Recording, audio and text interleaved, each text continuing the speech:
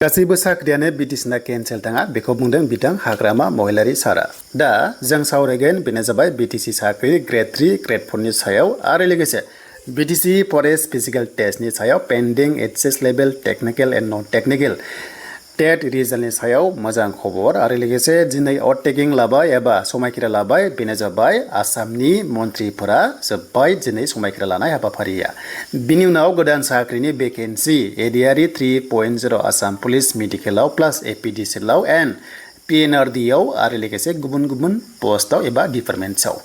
दा जों बेनि सायाव कभार खालामगोन गासैखौबो बरायबाय फिन खनसेबाव पद जब इनफो इउटुब चेनेलाव आई होप नोंथांमोना बयबो मोजां दङ आरो मोनसे नङा मोनसे साख्रि लानो नोंथांमोना नाजागासिनो दङ। दा आसा खालामो जाहाथे नोंथांमोननि नाजानाया जाफुङो। दा गोबाव खालामा जों थांनो पर्टेलाव। दा फैबाय जों आसामनि पर्टेलाव जेराव जों एसेम्बलि सावरायोब्ला दिनै 5 जुन दा गासै जोंहा दिनैहाय सेकेन्ड पेजआव 12 दाखालि जोंहा सिगाङाव साब्रै टटेल 16 जन मिनिस्टार मोनबाय बेनिफ्राय सासे आसाम बिधान सभानि स्पिकार थाबाय बेनिफ्राय CM थाबाय। दा बिथांमोना मोनबाय नाथाय 12 जन जेनेखि मन्थ्रिफोरनो दायित्वखौ होथ'वाखै बेनो जाबाय डिपार्टमेन्टनि माने मिनिस्टारखौ होथ'नाय जायाखै आरो बेखौ जेनेखि 7 बा नैबे 10 जुननि गेजेराव बेखौ डिपार्टमेन्ट्सखौ रानगोन आरो दा बे डिपार्टमेन्ट्सखौ राननाय लोगो लोगोसो साख्रिनि प्रसेसा स्टार्ट जागोन जेरै एडिआरि 3.0 नि अफिसियेल नटिफिकेसन ओंखारसिगोन आरो आसाम पुलिसनि फिजिकल टेस्टआबो जागोन आरो लोगोसे गुबुन गुबुन पस्ट दङ आसाम स्टेटआव आरो सबसे मोजां खबर 50,000 नि खाथियाव आसाम TET भेकेन्सि फैथारसिगोन दा बावैनो LP आरो UP आरो बेनिफ्राय GT आरो लोगोसे PGT अके बे फैजोबसिगोन आरो एडुकेसन डिपार्टमेन्टनि मिनिस्टार होनोब्ला प्रनद स्पिगु बिथाङानो थाफिननो हागौ बादिखौ आं मोनदों। बेनिफ्राय जोंनि बिस्वजित दैमारि बिथाङा मायाव मोनगोन बेखौ फिक्स जाथ'वाखै जाना स्पेशल बेनिफ्राय टास्क बेनिफ्राय फर्स ST बानायबा आसाम स्टेटआव बिथांमोना 90 डेज टाइम लादों टाइमा जागायबाय आरो बे 90 डेजनि गेजेरावनो डिपार्टमेन्टेल वाइसआव माने नैबे मन्थ्रिफ्रा डिपार्टमेन्टआव मोनसिगोन नालाय बिथांमोनखौहाय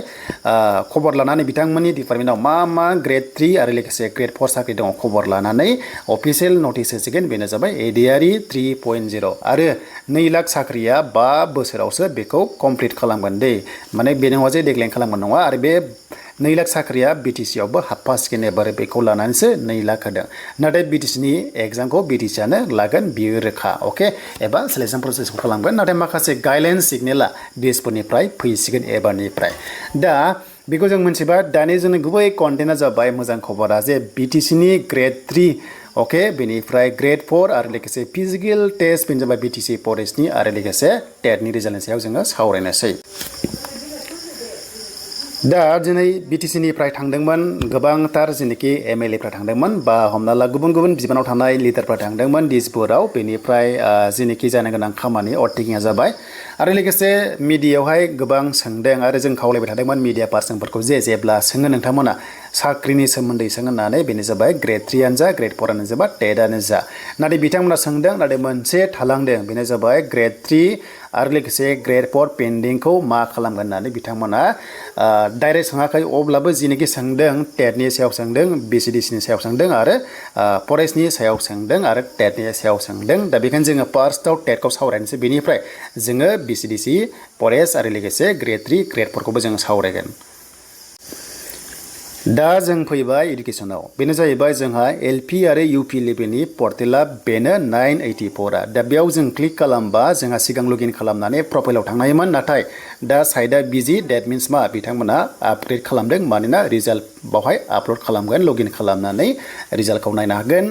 नोंथांमोना अके आरो बिनि रिजाल्टखौहाय माब्ला होगोन होननानै मिडियायावहाय सोंदोंमोन दा बेनो जाबाय हाग्रामा महिलारि बिथाङा बुंदों जे माने भेरिफिकेसन जादोंमोन भेरिफाइ खालामगासिनो दङ आरो बिनि रिजाल्टखौ थाबैनो होसिगोन बेनो जाबाय जुन दानाव लास्ट सप्तायाव मोननो हागौ डेटखौ बिथाङा बुङाखै अब्लाबो जेनेखि जोंनि इनफरमेसन मोननायाव जुन दाननि लास्ट सप्तायाव थ' बिनि फाइनाल लिस्टखौ मोनगोन TET नि रिजाल्टआ आरो बे जाहैबाय गोबां प्रायरिटि जोंनि BTC हालामाव जे TET नि साख्रिखौ थाबैनो नांगौ मानोना LP स्कुलाव बर' मिडियामनि थाखाय गोबां जेंना जागासिनो दङ मानोना फोरोंगिरिया नांगौसेबां गैया दा बेखायनो आसा खालामो जाहाथे रिजाल्टआ थाब फैयो आरो बे जोबनाय लोगो लोगोसो GT बेनिफ्राय PGT पस्टआ रिलिज जागोन 1000+ पस्ट फैगोन GT PGT आव जायफ्रा B.Ed दङ बिथांमोना हाई सेकेन्डारि स्कुलाव मास्टार मावनांगोन 1:1 बेनो जाबाय टेट काम रिक्रुटमेन्ट टेस्टआ बियो एग्जाम जानानै डाइरेक्ट साख्रि अके बे जाबाय टेटनि सायाव देन मोजां खबरा बेनो जे टेटआ केन्सेल जाया 100% नोंथांमोना एपइन्टमेन्टखौ मोनगोन बेखौ हाग्रामा महिलारि बिथाङा फोसावबाय देन स' दानिया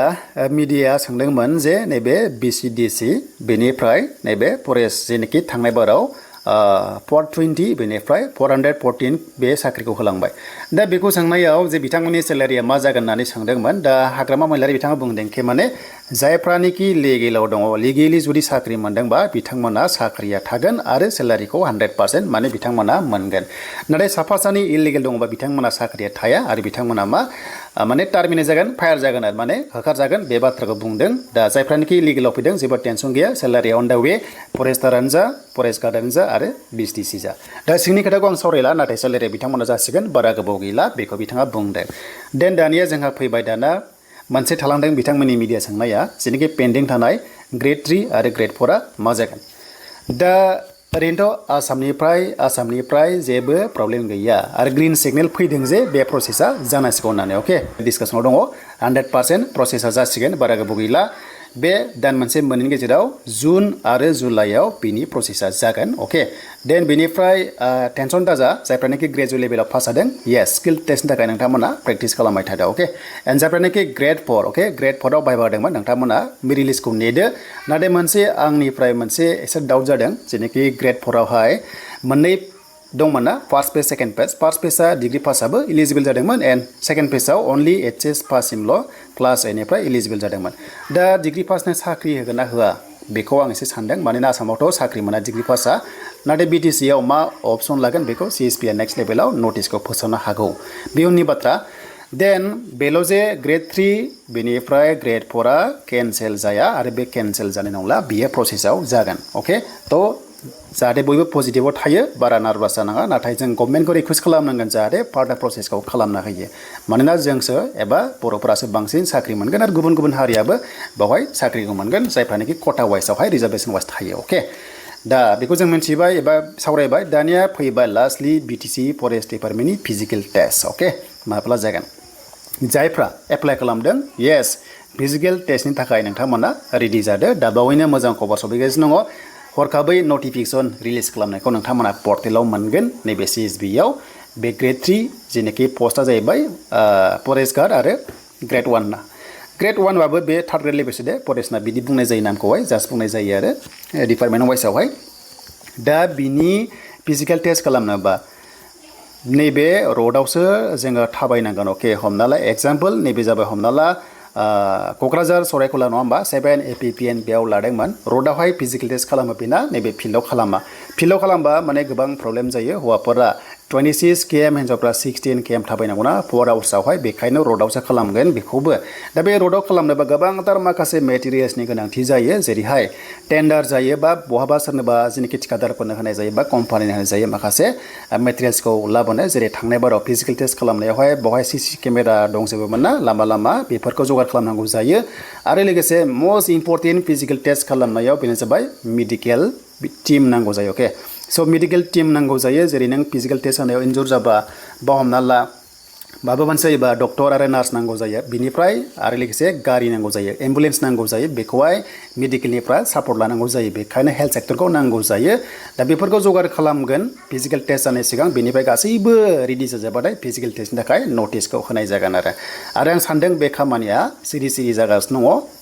दा माखासे खोथाखौ खोन्थाया अफिसियेलि खोन्थाया मानोना गासैबो रेडि जाबासो नटिसखौ होयो नालाय आइ होप जाहाथे बे खामानिया सिङाव जादों जानांगौ मानोना फिजिकेल टेस्टआ बे जुन दाननि जोबनायथिं बा जुलाइआवबो बियो जानो हागौ आरो बेखायनो नोंथांमोना प्रेक्टिसखौ खालामबाय था द्रप थानाङा मानोना 26 km थाबायनांगौआ 16 km थाबायनांगौआ जुदि जायफ्रा प्रेक्टिस गैया एसे खस्थ' मोनो देहाया बेखायनो प्रेक्टिसाव थाबाय था आरो मोनसेल' लास्टलि जे गासैबो पस्टआनो केन्सेल थाङाखै 100% केन्सेल थाङाखै बियो रिप्रसेस जानो फैगासिनो दङ स' बेनो दिनैनि थाखाय मोजां खबरा